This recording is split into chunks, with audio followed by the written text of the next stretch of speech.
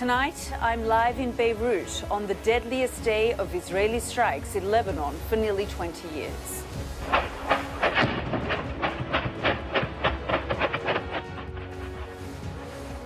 More than 350 people have been killed in around 800 strikes on southern and eastern Lebanon and the capital. Panic and traffic jams as hundreds of families try to flee to safety ahead of the next bombardment. I've spoken to Palestinians here in Lebanon who are opening up their homes and hear too from those who escaped. The strikes became very heavy everywhere across southern Lebanon, in the houses, the neighborhoods. The kids would shake because they were so scared. Jets patrol over northern Israel as Hezbollah continues to fire rockets across the border. Some are already describing this as the third war between Israel and Lebanon. So could it get any worse? That's all coming up on The World with me, Yalda Hakim.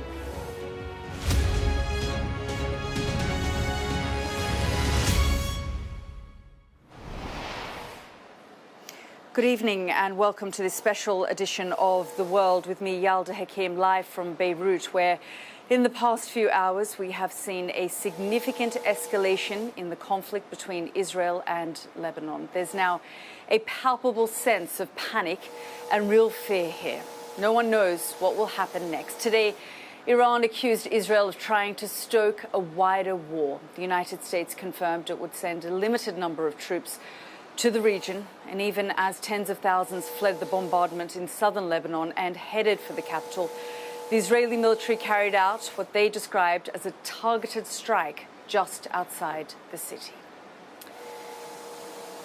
Well, Lebanese health officials said more than 356 people were killed in the strikes. The Israeli military says it struck 1,200 Hezbollah targets in Lebanon in the regions of Nabatea, Tyre, Sidon, Bekaa, Hermel and Bin Jabal, as well as the capital Beirut, targeting a senior Hezbollah leader, Ali Karaki.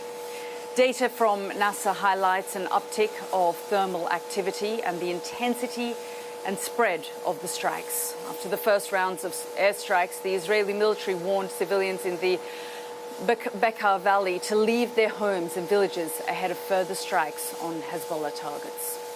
Well, earlier, Hezbollah launched around 150 rockets, missiles and drones into northern Israel. Most were intercepted, but at least one struck a residential neighborhood in the town of Kiryat Bialik. In a moment, we'll hear from our Middle East correspondent, Alistair Bunkle in Haifa. But first, our international correspondent, John Sparks, reports from Beirut. It seems the fiery path to all-out war has begun in the hills of southern Lebanon. In a display of power and military might, the Israelis unleashed a massive aerial bombardment, targeting ammunition and infrastructure belonging to Hezbollah. Israel's prime minister stated, "We are changing the balance of power." But the Lebanese health minister said they were killing civilians. Hundreds of people have been reported dead, with more than 1,000 injured. The people who came to the hospital were civilians, including a large number of women and children. And they also targeted ambulances, medical centres, fire trucks and cars taking the internally displaced to safer areas. In South Lebanon, thousands of people took to the roads, an attempt to avoid the barrage. Some alerted by a televised warning broadcast by the Israelis ordering residents to flee. In the Lebanese capital, that directive was delivered by phone, a recorded message in Arabic, picked up in every part of the city.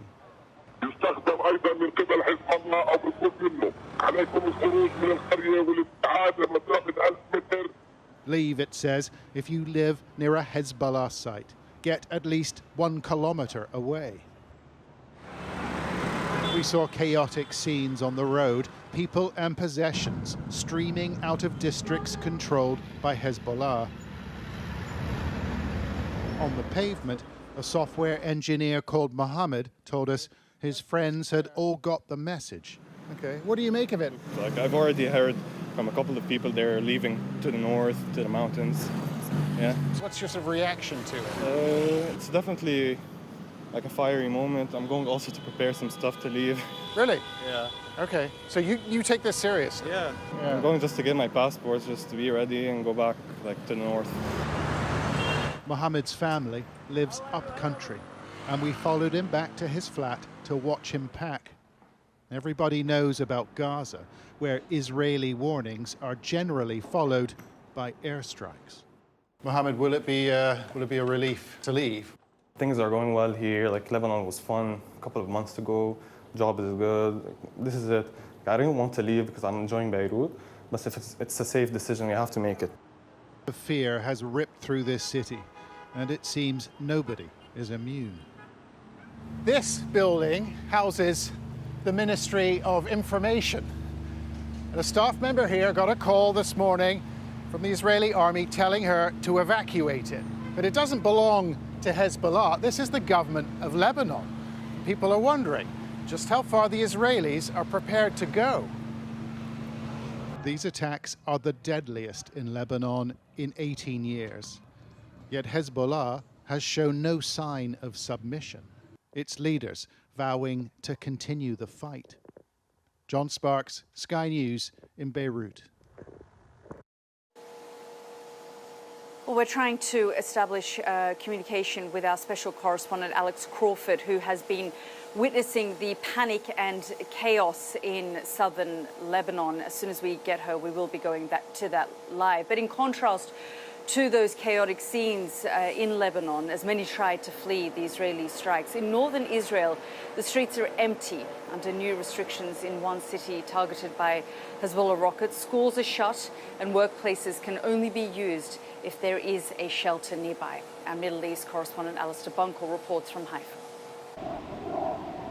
All day, fighter jets have been in the skies of northern Israel, flying across the border to hit Hezbollah. They've pounded Lebanon in the heaviest strikes of the war so far. We have to act to stop the threat of Hezbollah. Hezbollah was planning to do a larger scale of massacre than the 7th of October in the northern Israel. And we will have to make sure that in any one of our borders, we are safe and there is no threat of a 7th of October in any one of our borders, never again. Throughout the afternoon, Hezbollah fired missiles towards Haifa and deep into Israel, including the West Bank. Most of them were intercepted. That's the fourth wave in under an hour. You can hear I counted 6, 7 interceptions there. An 8th, 9th over the valley here. Hezbollah, they've taken their time, but they are now having their response to the Israeli attacks on them.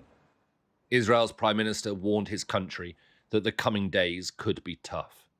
We are facing complex days. I ask you, citizens of Israel, for 2 things. First, to obey the directives of the Home Front Command. It saves lives. And secondly, to stand together with determination, responsibility and, of course, patience. Together we will stand together. Together we fight. And with God's help, together we will win. Northern Israel, like southern Lebanon, is in a semi-lockdown at the moment. Schools are closed, many shops shut, beaches empty, and streets quiet. For the last 35 years, this restaurant exists. They had almost every year events, missiles, terror actions, and so on. This is the longest war that I have experienced, and there must be kind of an agreement that will be at the end, and as sooner is better. Tonight, more Hezbollah missiles were fired towards Haifa. The Iron Dome intercepted them over the bay. World leaders and diplomats are using words like de-escalation, calm, and ceasefire, but they're hollow pleas. Because right now, no one here is listening.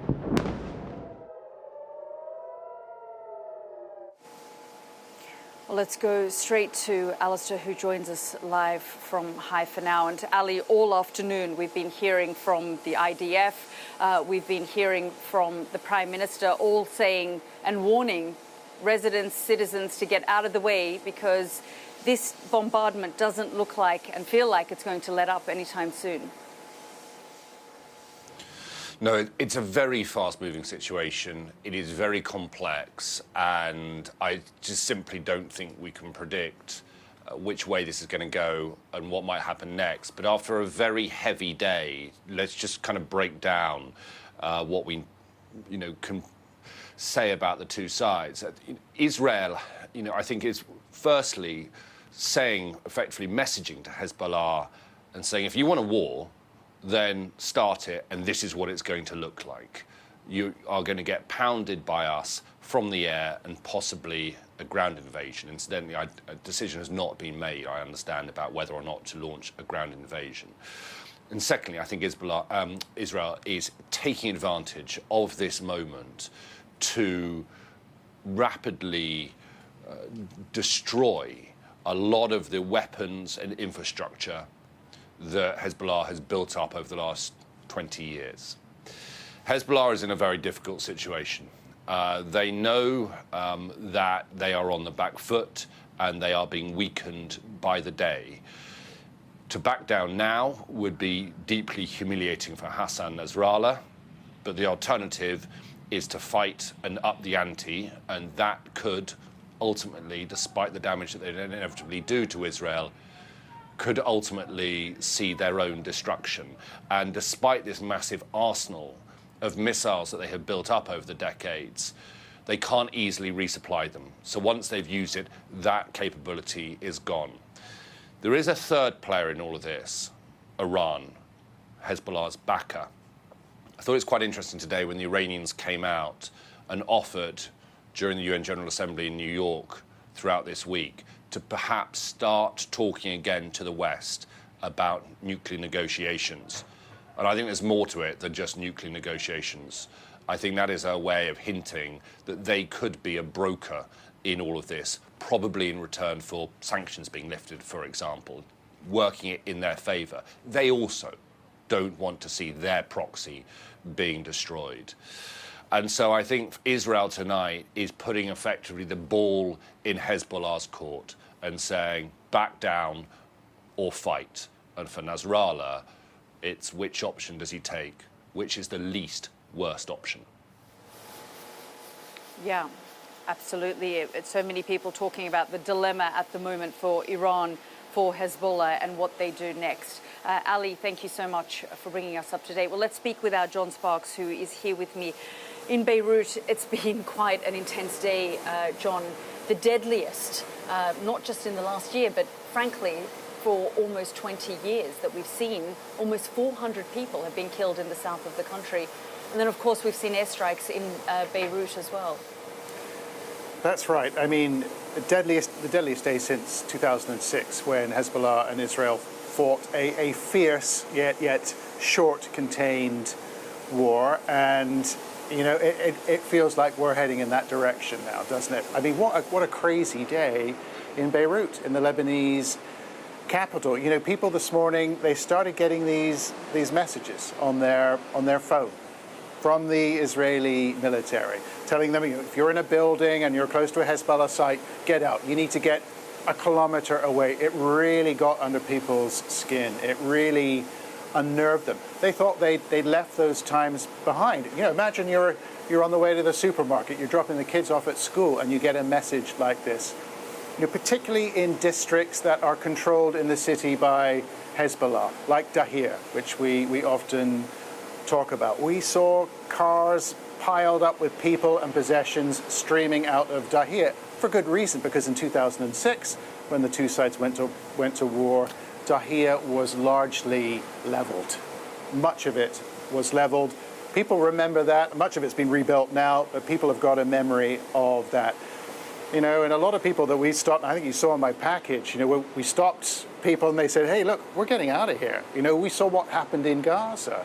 And when people get messages like this, Israeli airstrikes tend to follow. And a couple of days ago when we arrived in the city, it still felt like a bit of a happy-go-lucky sort of place. They'd had a good summer here. Now it's really all about total despair. Yeah, absolutely. I mean, where you mentioned there the top leadership of Hezbollah, Hassan Nasrallah, very much tonight feels alone, doesn't he, John? I'm just going to show our viewers some of these, this graphic that we have created to give you a sense of Hassan Nasrallah and who is at the top of Hezbollah's leadership structure. Israel have been targeting senior figures in the group. Ibrahim Akil was killed over the weekend. You can see him there on the screen. Fuad Shukr was also killed in an Israeli airstrike in Beirut in July.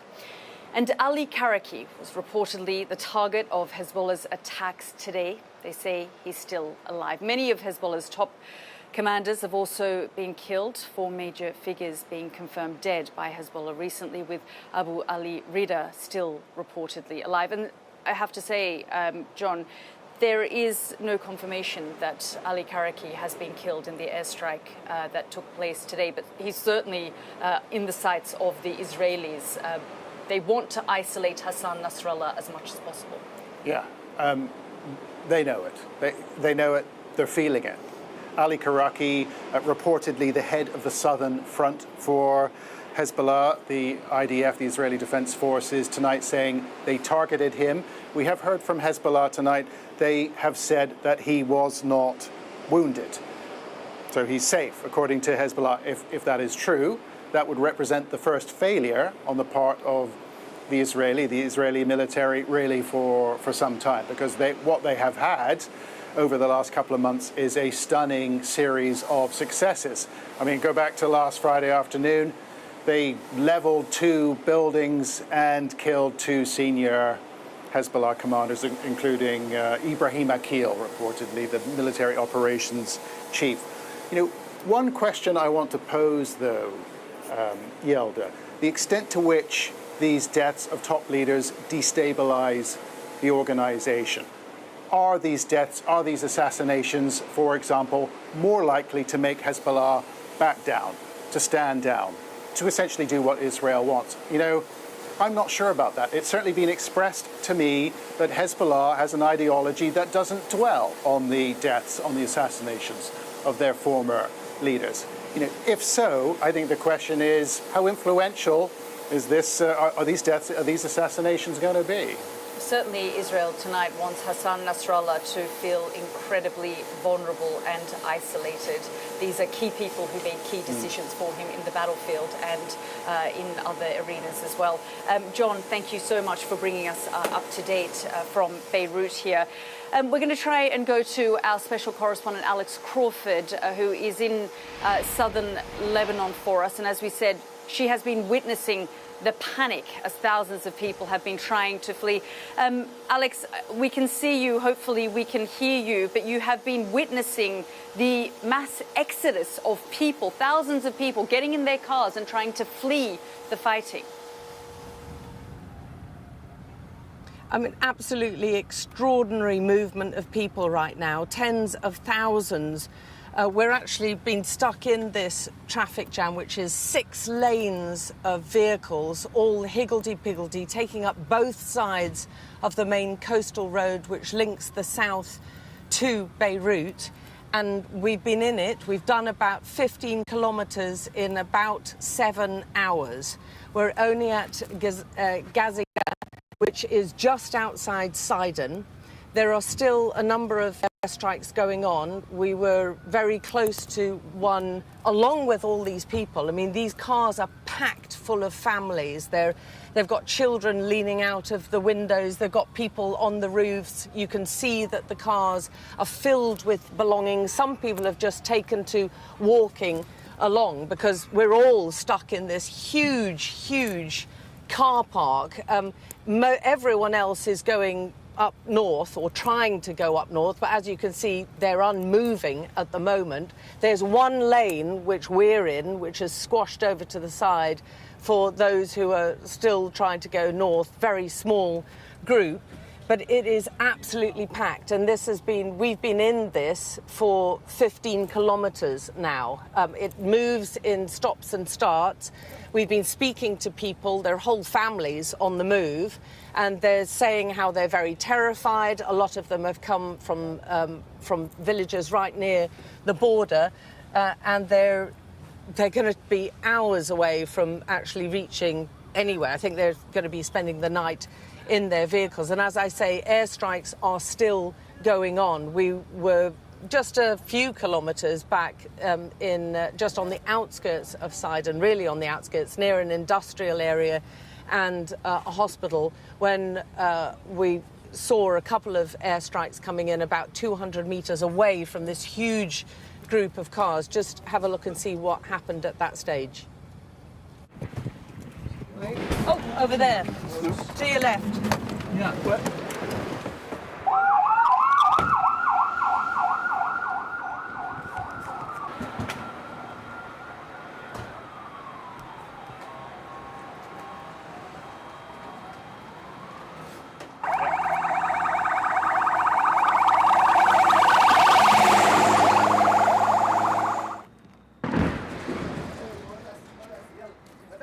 There have been airstrikes every day and all through the day, and there's a big exodus of people.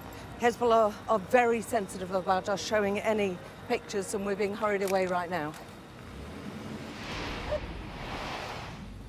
Yeah, and there are still airstrikes going on. We understand that there are two just happened in the last few minutes just north of where we are. It's a little bit too far away from us to hear. It's in the area of Shuf.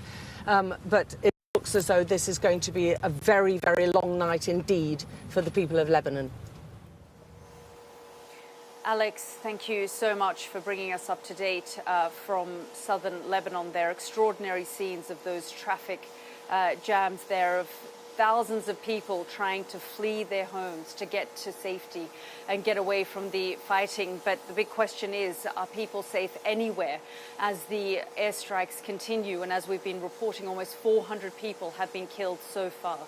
Well, later in the program, we'll hear from the Palestinian families offering shelter to those fleeing the Israeli bombardment. Have a look. The conditions here are squalid. The wiring is lethal. This is an overcrowded and dangerous place, and it's been home to Palestinians for decades. But it's also a place that has welcomed others who have been displaced because of conflict. So that's the situation here in the region, but let's focus now on attempts at diplomacy. That's because the escalation of violence in the Middle East comes as more than 140 world leaders gather for a high-level meeting of the United Nations General Assembly. Speaking in New York, the Iranian president accused Israel of seeking a wider war in the region and laying what he describes as traps. Well, let's go straight to our international affairs editor, Dominic Waghorn, who joins us live from New York. And Dominic, I mean, the situation here in the region is intensifying, and no doubt it is top of the agenda in New York this week. Oh, absolutely, Yalda. It's dominating and overshadowing events here. And I think the crucial question at the end of a day, the likes of which we have not seen in the Middle East since 2006, the two questions are, what does Iran do next, as Ali was saying to you earlier? And also, crucially, what happens to that massive arsenal of thought to be 150,000 missiles, 10,000 of which are long-range, precision-guided missiles that Hezbollah still has at its disposal? And is Iran going to allow Hezbollah to use that arsenal? Because throughout this war, the assumption has been that Hezbollah has been told by its paymasters, its patrons in Tehran, they can't let loose those missiles in earnest because the Iranians regard them as a kind of insurance policy for the day that Israel might attack Iran itself. And I think what we heard from Masoud Pezeshkian, the Iranian president here in New York attending the UN General Assembly, was intriguing. He did not strike a belligerent tone. He didn't say to Hezbollah they should raise the ante. And he said that Israel was laying traps, implying that, I think, that he feels that Israel is trying to lure Hezbollah and Iran into traps, and Iran will not take the bait. So I think that would be reassuring to observers, who will be reassured that he certainly wasn't urging Hezbollah to do its worst at this stage at least. But I think a couple of caveats to that. One is that Israel is clearly going further. It's changing the rules of the game. It's attacking Hezbollah's infrastructure and its strategic missiles, and that is obviously raising a much more dangerous threat to civilians. And if the number of civilians continues to mount, as we've seen today, 400, if that goes up significantly, Hezbollah may feel it has no alternative but to strike back in force. And also, if Iran feels that Hezbollah is compromised fatally by what Israel is doing, and it's certainly been massively degraded, then that insurance policy is compromised too. And will Iran then feel it has to get drawn into this conflict to help its protege, its proxy and its ally? And if that happens, obviously, we're into a completely different regional conflict. So there's a huge amount of uncertainty and unpredictability tonight. Some signs of reassuring sounds from the Iranians, but a lot of concern about where this is going here. Dom, thanks so much for bringing us up to date there from New York, and we'll have much more from the UN General Assembly a little later in the programme. But I've just got some breaking news that's just come in.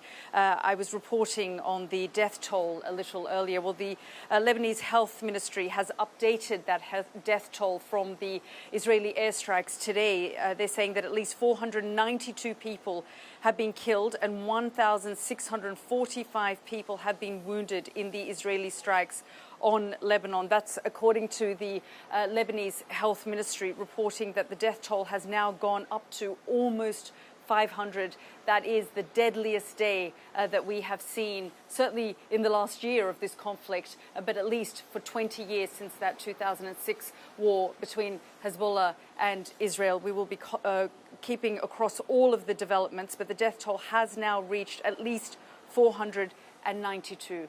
Stay with us, because we'll have much more coming up in the next few minutes after the break.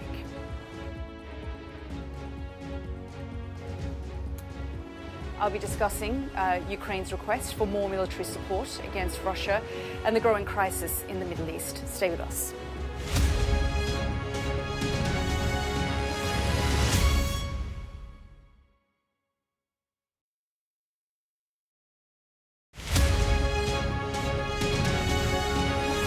Our app gives you the very best of Sky News wherever you are. Breaking news, videos, analysis, up at 6%. Podcasts, watching us live. Joins us live. All in one place, and all at just the touch of a screen. The Sky News app. Get the full story first.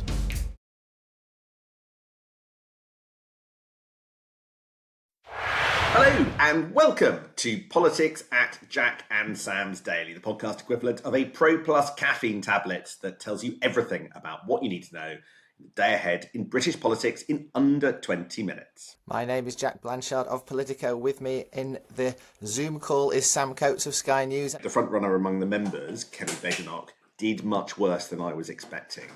Now, traditionally and historically, MPs want to rush to back early the front-runner candidate because it helps your chances of getting a job further down the track. It's good to be seen to be there early with the person who's going to win. And the fact that even though she was topping a lot of the surveys, that she didn't get more than 6 votes behind Robert Jenrick is very ominous for her campaign. This issue had sort of bubbled away a bit last week. It was always going to come back this week because of the vote, but it was rather blown up again on Thursday due to a very prominent Labour Party commentator wading in on it and saying that Rachel Reeves might need an escape route. Now, that person was Ed Balls, who used possibly one of the most prominent Labour figures to speak about Treasury matters. Oh my God. What happened? Sorry, I've got my cat is fighting another cat through the window. I'm going to have to stop it. There's a cat fight.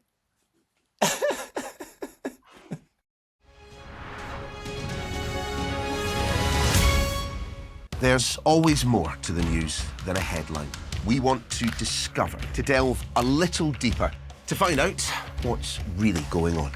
Explanation, analysis, the people at the heart of every story. I'm Neil Patterson, and this is the Sky News Daily Podcast. So, by the end, we'll hopefully all understand what's going on in the world just that little better. Available wherever you get your podcasts.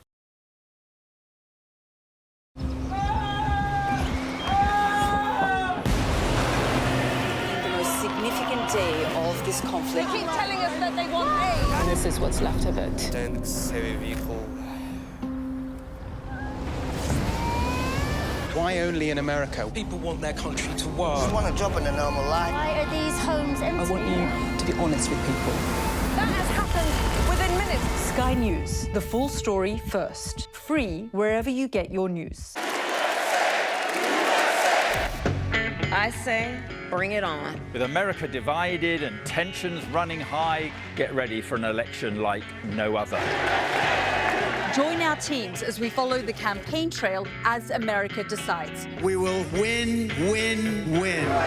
Get closer to the action this US election with full reaction and analysis.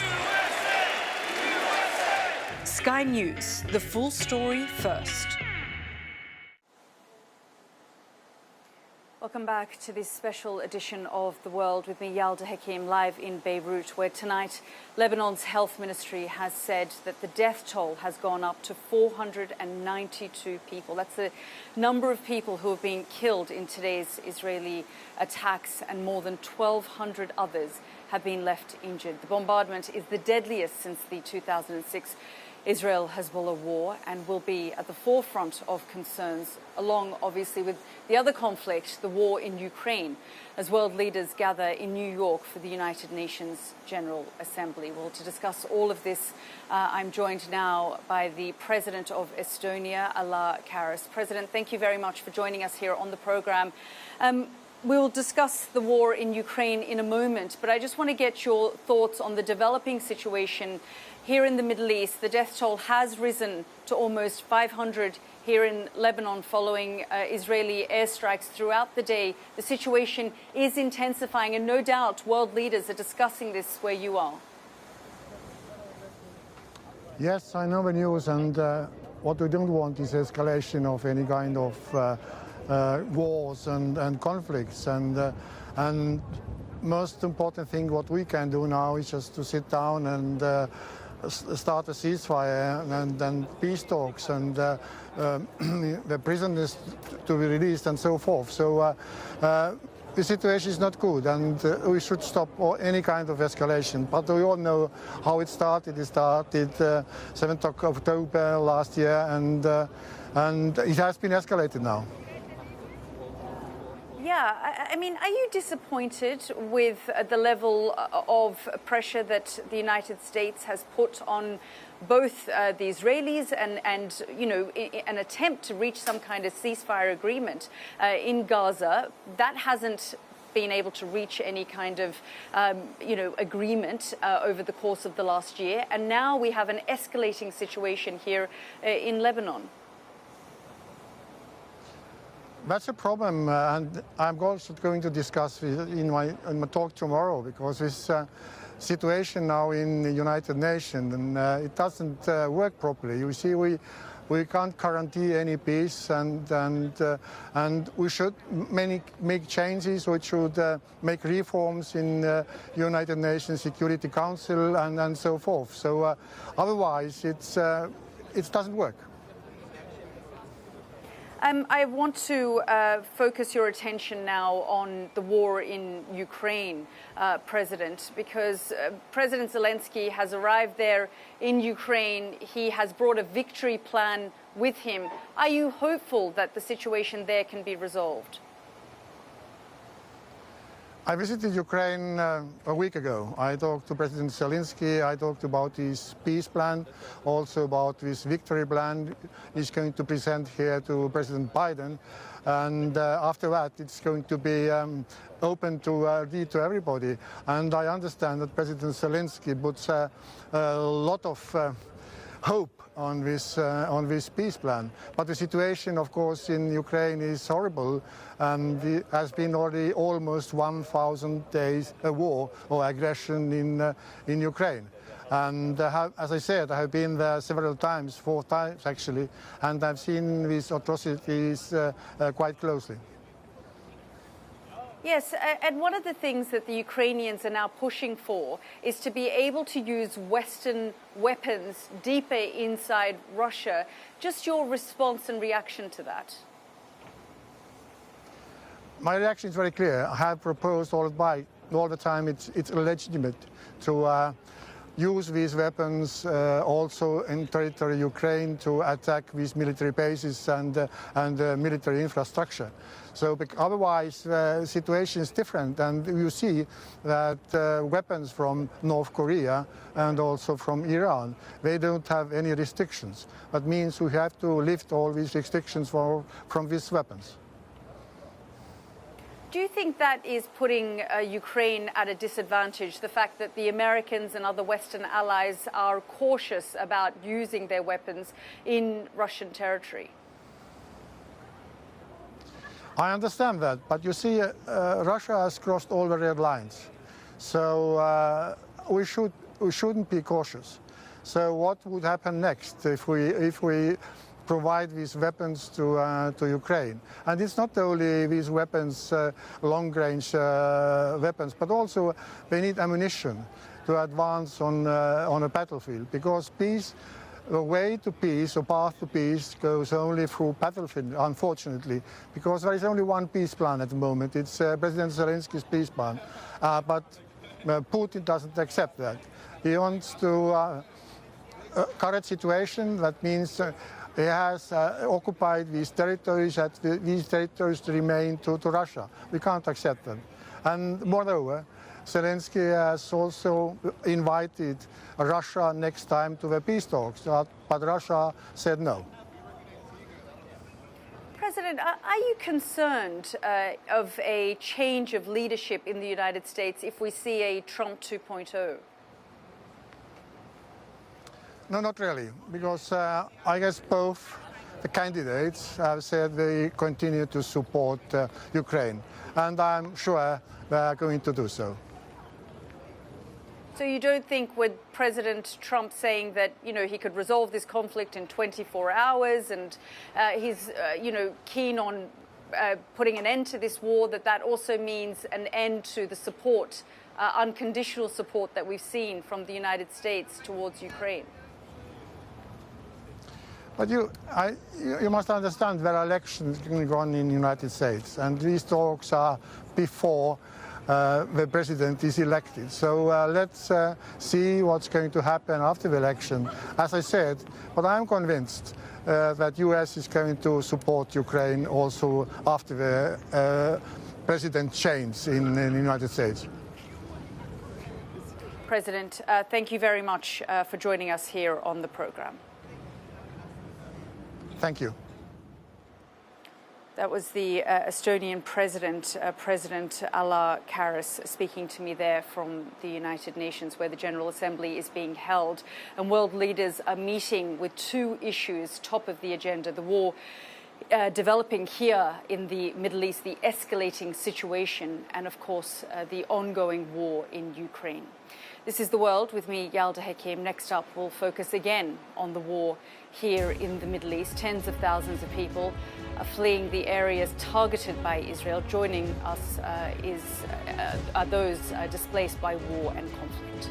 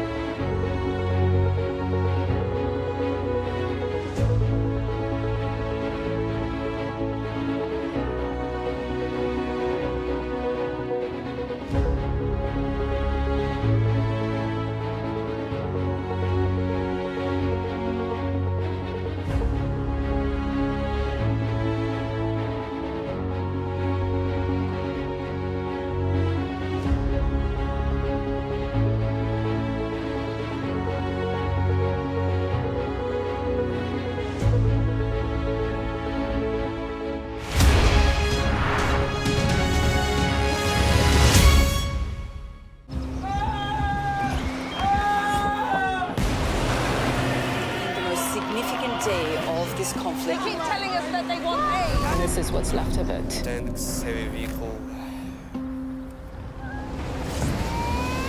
Why only in America? People want their country to work. Just want a job in a normal life. Why are these homes empty? I want you to be honest with people. That has happened within minutes. Sky News, the full story first. Free wherever you get your news. Welcome back to the programme. I'm Yalda Hakim, live in Beirut. The Lebanese minister coordinating his country's crisis response to the Israeli attack said today that tens of thousands of people are now fleeing southern Lebanon. Schools and universities will be closed across much of the country tomorrow, and shelters are being prepared. Earlier, I visited a refugee camp for Palestinians here in Lebanon, where those displaced by conflict and those affected by the recent upsurge in violence are supporting each other. Have a look. This is Lebanon. But for decades, Shatila camp has been an epicenter for Palestinian refugees. The bloody history of a stateless people plastered all over the walls. Images of slain leaders considered heroes. And a new trend emerging, those of Hamas militants. The conditions here are squalid, the wiring lethal.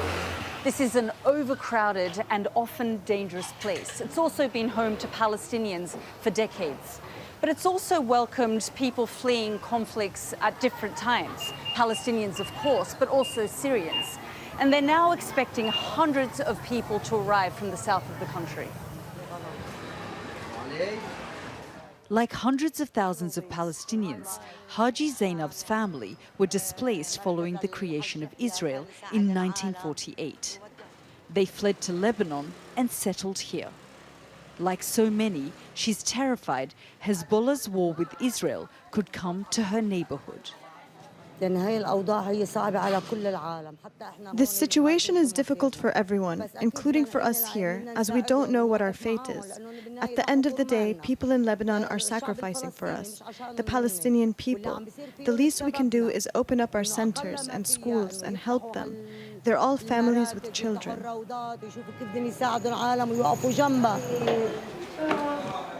She now has 3 families, including 9 children, who fled the bombardment in southern Lebanon, living in her house. Zainab 6 and Aya 4 packed their most important worldly possessions into their bags. Their father says they're terrified. The strikes became very heavy everywhere across southern Lebanon, in the houses, the neighborhoods. The kids would shake because they were so scared. They don't know when they'll go back home. For now, like so many who live at this camp, Zainab and Aya too have become displaced. As the situation escalates in the south of the country, the residents of Shatila believe it's only a matter of time before they feel the effects of this war in the capital. Well, here with me now is Sami Nada, the director of the Levant Institute for Strategic Affairs. Thank you, Mr. Nada, for joining us here. On the programme, this is a very difficult moment for Lebanon. We have almost 500 people who have been killed, according to the Lebanese Health Ministry. Thousands of others are fleeing their homes. How worried are you that we are already at war? Oh, we're very concerned. I mean, the level of anxiety, the level of fear in the country is very high. We are already in an all-out war. We have been feeling this moment because for the last year, actually it started in October 8 when Hezbollah decided to wage this war of support, but it was a kind of a tit-for-tat war. It was kind of a secondary front after Gaza. Today we are the primary, the #1 arena of fight because Israel has stated a fourth objective for this war, which is the return of the resident of the northern part, the Galilee. And then after they have completed the bulk of the work in Gaza, they can focus on Lebanon. And all diplomatic solutions so far have failed, bear no fruit, because the position of both parties are very far apart. On one hand, Israel wants to change the rule of engagement, wants to change they call the military equation in the north, while Hezbollah is determined to keep the rules of engagement as they were on October 6. And yet, Hezbollah is in a very different position today than it was even last Monday. It was last Monday, and the situation, we are in all-out war like it happened in 2006. But Hezbollah today is in a different position.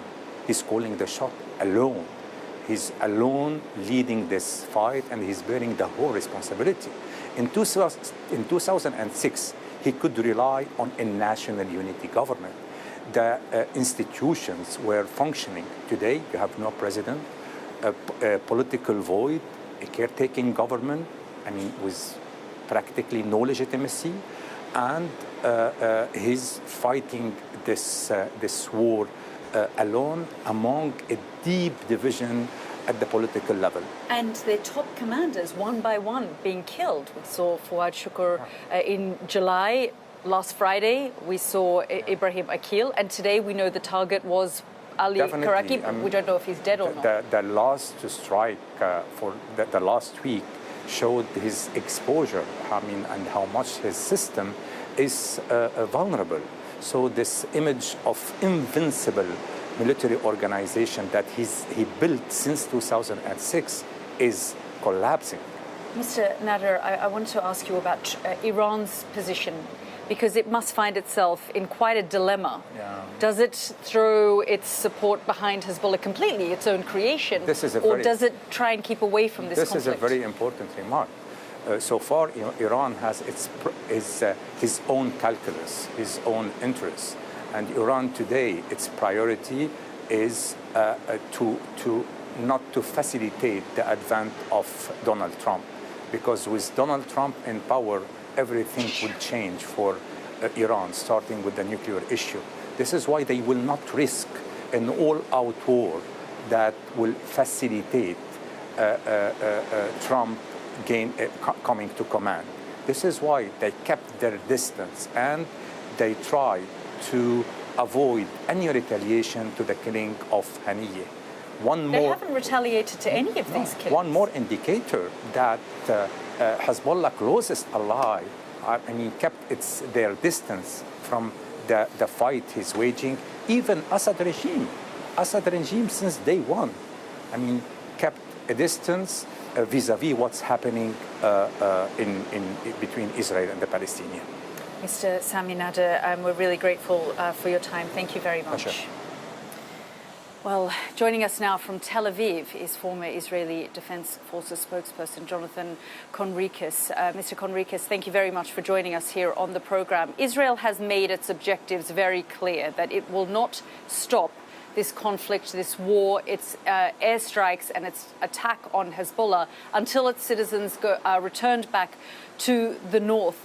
But as we were just speaking there to our guest, the objective of Hezbollah couldn't be further away from that. So where do you think this will end?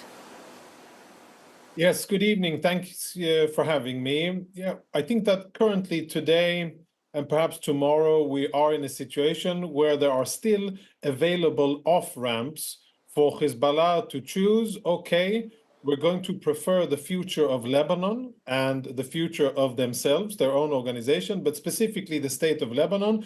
And we're not going to continue to artificially latch on to Gaza and to Iranian orders and to bring Lebanon down just because they're working for Iran. And I think that Israel is slowly, the door is still open, but it's slowly closing. Every day that goes by, and both sides are taking more significant measures, Israel and Hezbollah. The door is still open, and Hezbollah still has the option. And the main question is, do you prefer Gaza and Iran, or do you prefer Lebanon? If they prefer Gaza and Iran, then do you think ultimately, though, for the last year, Mr. Conricus, Hezbollah has made it clear that it stands with the people of Gaza. Do you think now, under pressure, it is likely to abandon them? Yeah, first of all, I would question that claim. Who are they to stand with Gaza? What business do they have in Gaza? Who are they? They are an Iranian-funded terrorist organization recognized as terrorist by most Western governments. And I think that they should have very little to say about anything in the region, let alone Israeli affairs. So the fact that that is given any type of legitimacy, I think is quite absurd. Sadly, I don't think that Hassan About Nasrallah... legitimacy, it's what they're saying is their objective. Yeah, I understand it. But what I think, sadly, Hassan Nasrallah, he won't have the clear judgment to make the right decision here and to decouple himself and his organization and indirectly Lebanon from Gaza and Hamas. He made a move that was good for Hezbollah and it was good for Iran for about 11 months. And he had a good time. He made Israelis suffer. He made Israel pay in terms of its deterrence and in terms of its regional standing. And he made Hezbollah look bigger and stronger than it really is by continuing to attack Israel, by forcing about 70,000 Israelis out of their homes in northern Israel. But now that show is coming to an end. Does Israel expect a climb down now from Hassan Nasrallah?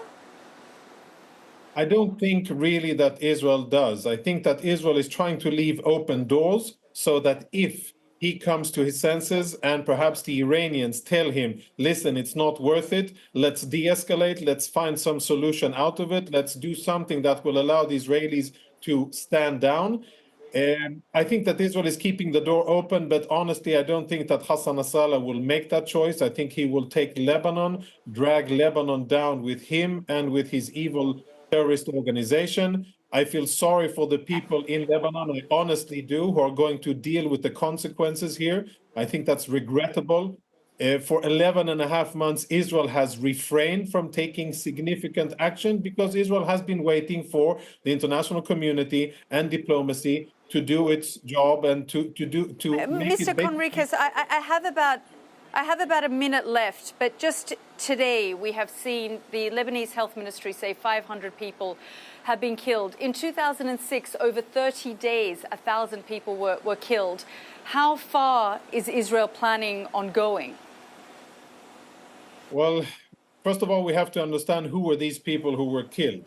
And the Lebanese Health Ministry doesn't give us the service of telling if they were Hezbollah terrorists or combatants or if they were civilians. And I think that's a question that should be asked front and center of them when using their information. Were they civilians or were they terrorists who were planning to fire rockets at Israel?